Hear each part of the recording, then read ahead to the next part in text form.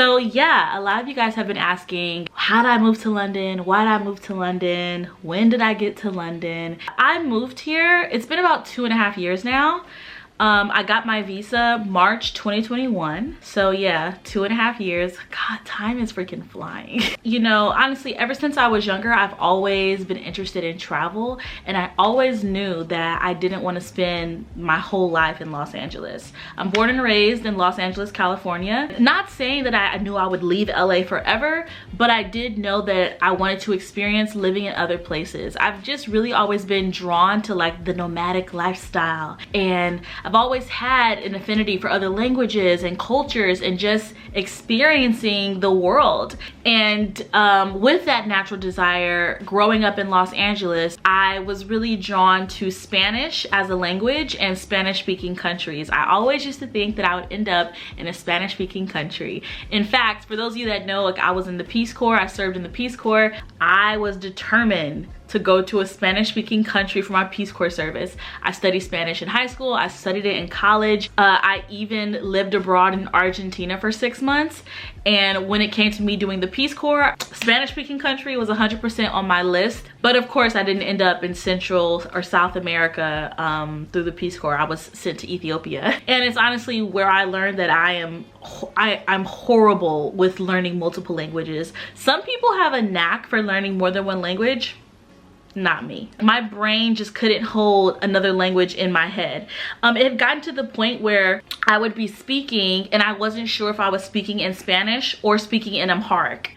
It's really bad because those languages are so vastly different, but that's just how untalented I am when it comes to learning languages. Anyway, saying all this to say that travel was always a natural desire of mine, and I always looked for ways to make it a reality. I used teaching, which was my career path that I was going down. I used teaching as a vehicle to travel. And even now, my career path has changed. I'm now working as a video editor, and of course, I've used that to get here to London and to continue travel. It's crazy when I think about it all, the way that God works and like how things just happen and doors just open. And I mean, I just take a leap of faith and walk through it.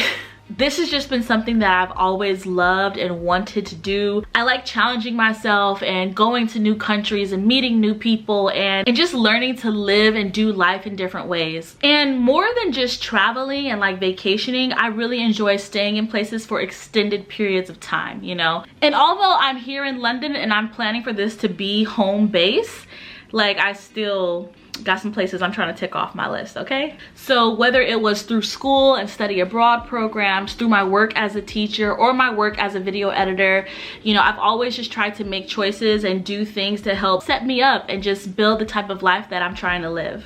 And as far as London specifically, this time around, I got here through my video editing. If I worked from my laptop, I could work from anywhere in the world.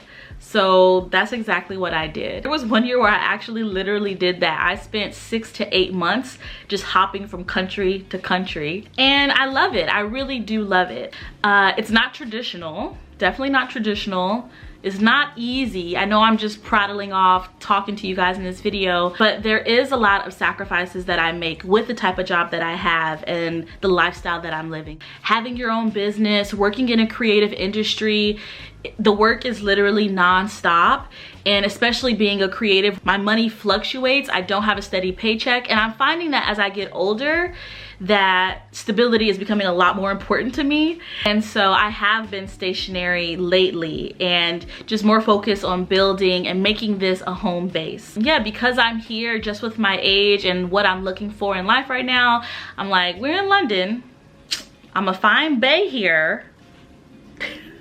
And we'll see what happens. But yeah, I know I've gotten questions about it, and even questions about how did you take that plunge and bite that bullet, and weren't you scared, and how did you know if you'd like it?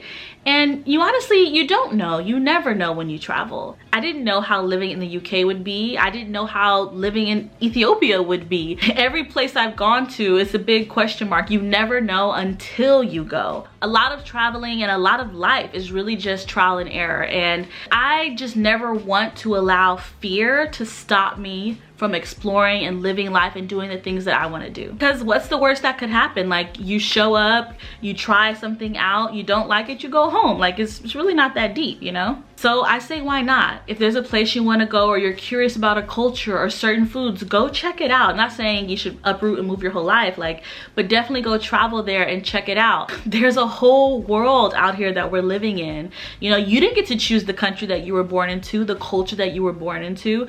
Who says you have to stay and live in that environment for the entirety of your life?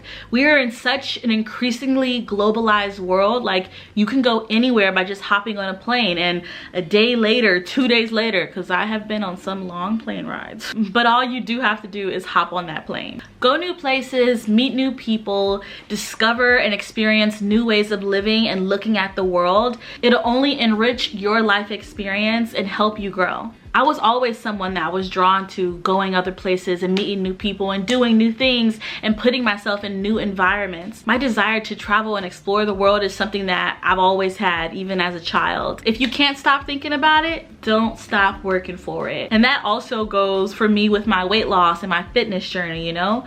There's some things that I can't stop thinking about, so I won't stop working for it. And day by day and slowly over time, we're making the changes and doing the things we need to do to build the life we want. Not to say that it's easy, because trying to build the life that you want is never easy. It requires work and dedication and planning, but it's always worth it. If that's travel and exploration and being free and financial stability, or a mix of all of those, like, figure out a way to do it and make it happen. I'm sorry, I'm getting sidetracked because the curls are curling today. Ooh, ooh, ooh. Finally did my hair and I'm loving it. But anyway, thank you guys for watching this video. I hope you liked it. Hope you subscribe. I'll see you in the next one.